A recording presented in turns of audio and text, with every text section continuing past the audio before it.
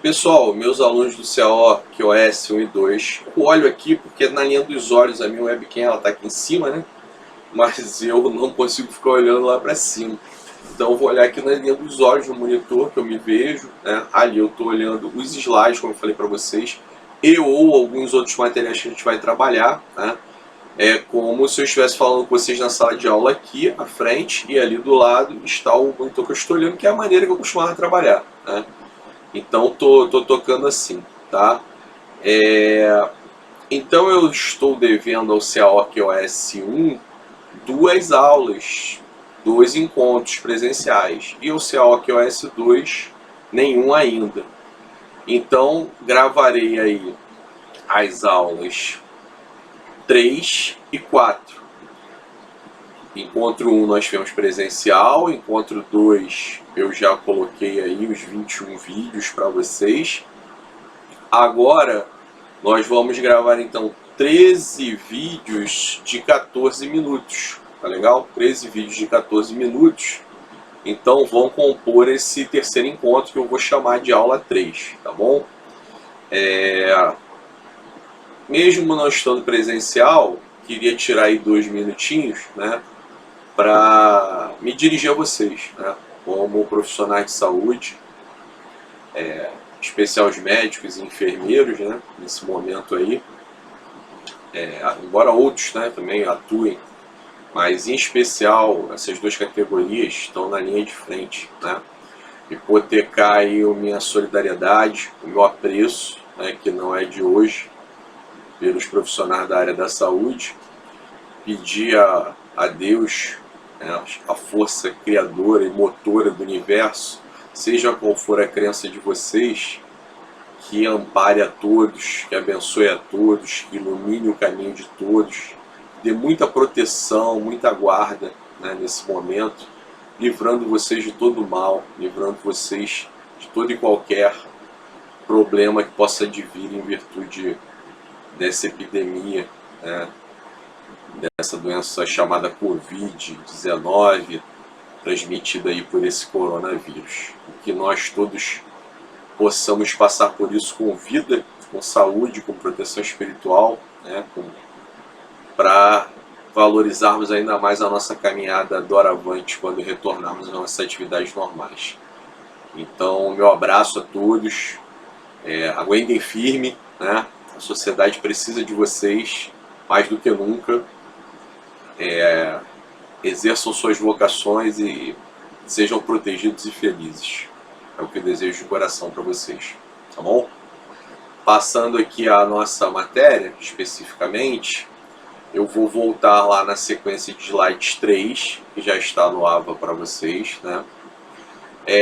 Fazer alguns comentários de algumas coisas que eu não passei e buscar ainda, né? Nós falamos bastante sobre discricionariedade, né? E relembrando, discricionariedade é a liberdade de escolha que o administrador tem dentro dos limites da lei.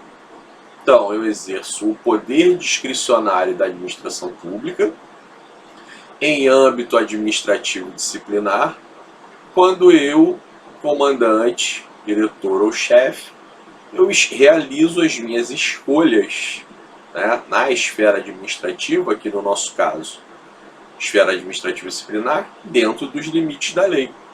Então, é uma noção que vocês têm que ter. Embora seja uma atividade vinculada, existe um grau, uma margem, um limite de liberdade em que o administrador pode atuar, desde que ele não cometa ilegalidade. Porque a ilegalidade configura abuso de poder, configura arbítrio, configura ato ilegal, portanto passível de anulação pela própria via administrativa ou pela via judicial, tá certo? Administrativa dentro do próprio Corpo de Bombeiros, militar, judicial através das ações competentes junto à Auditoria de Justiça Militar, tá certo? Então, algumas coisas que eu queria comentar. Eu lembro de ter falado com vocês, né, e aí tô resgatando aqui, sobre essa questão de dívidas, né?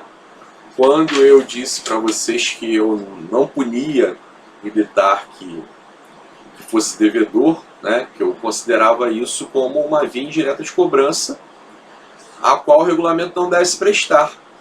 E no meu entendimento, e nenhum juiz nunca me responsabilizou por nada, né, o que me leva a crer que na prática se validou meu entendimento como correto, no meu entendimento, não se deve usar o regulamento disciplinar como meio de cobrança, né?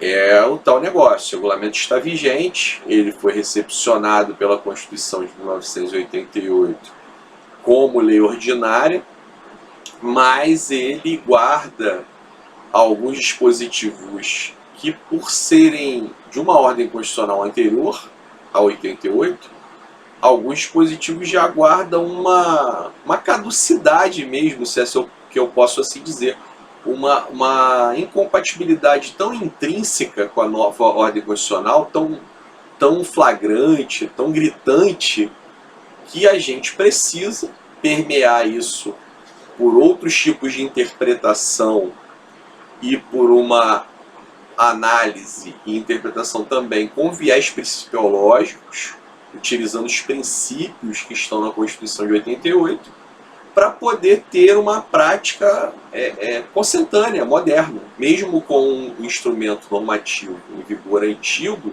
de 1980, poder então procurar fazer justiça dentro daqueles princípios que a nova ordem constitucional nos traz, colocando esse regulamento numa compatibilidade constitucional. E aí a questão da discricionariedade nos dá essa condição, né? Deixar de punir algumas coisas não pode ser considerado ilegal, não pode ser considerado prevaricação, não pode ser considerado omissão. É simplesmente uma escolha dentro dos limites da lei, e aí mais especificamente atento aos princípios constitucionais, que a gente faz para fazer justiça no nosso dia a dia da aplicação do nosso regulamento. Então, eu estou aqui com o regulamento na minha frente, tá? Meu antigão aqui, e vou ler aqui o anexo 1, alguns itens.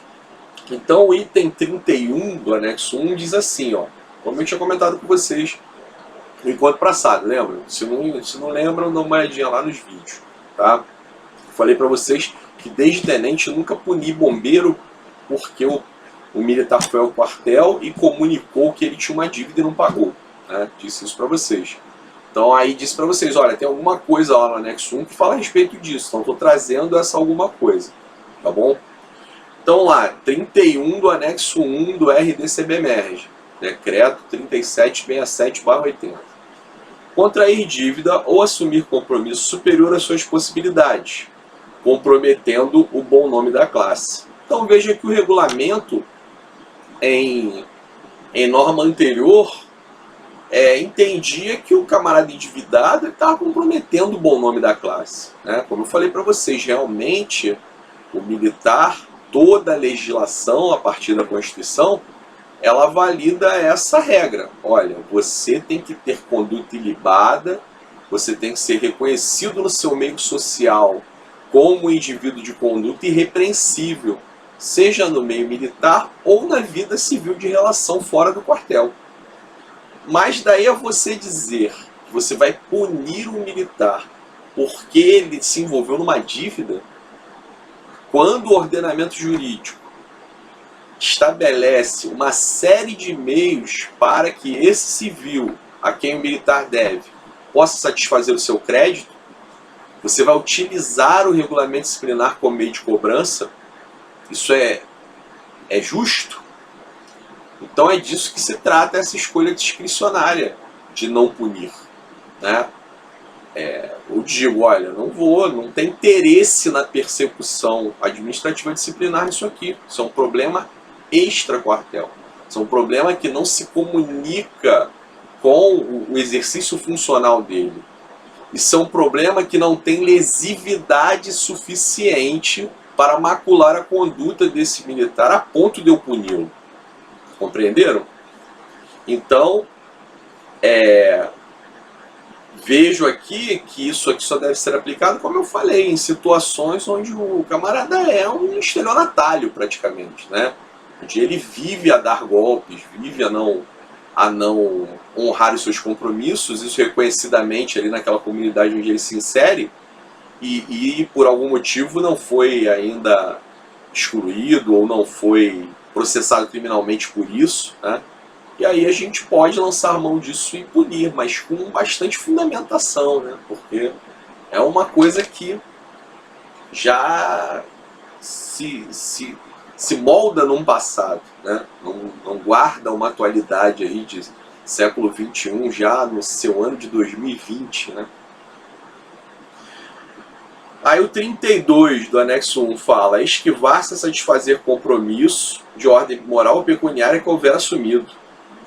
Não atender a 33. Não atender a observação de autoridade competente para satisfazer débitos já reclamado. Então aqui no 33 seria aquilo, né? O civil foi ao quartel, comunicou: olha, esse bombeiro me deve aluguel, comprou um carro meu e não pagou. Qualquer situação dessa, de adimplemento de obrigação pecuniária, de cumprimento de contratos. Aí a autoridade chama o bombeiro, autoridade administrativa militar, comandante, diretor ou chefe: bombeiro, vai lá e paga essa pessoa. Aí ele não paga, ele pode ser punido, né? Poderia ser punido. Não atender a observação de autoridade competente para satisfazer débito já reclamado. Isso não é por aí, né?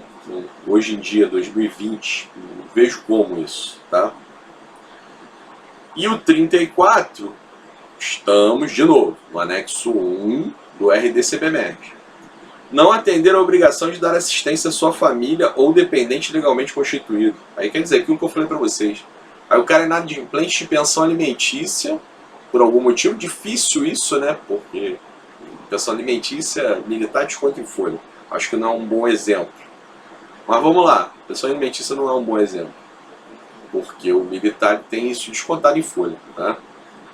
Então, alguma situação que chegue ao conhecimento do quartel, que o militar está faltando ao seu dever como pai, situações inerentes ao direito de família, isso guarda interesse, é aquele momento que o militar é o tutor da sociedade, né? Onde a gente tutelava a vida dos nossos subordinados. Isso não se compatibiliza hoje em dia, tá certo? Então, vou interromper aqui, né, fazendo essas observações com vocês sobre a discricionariedade administrativa.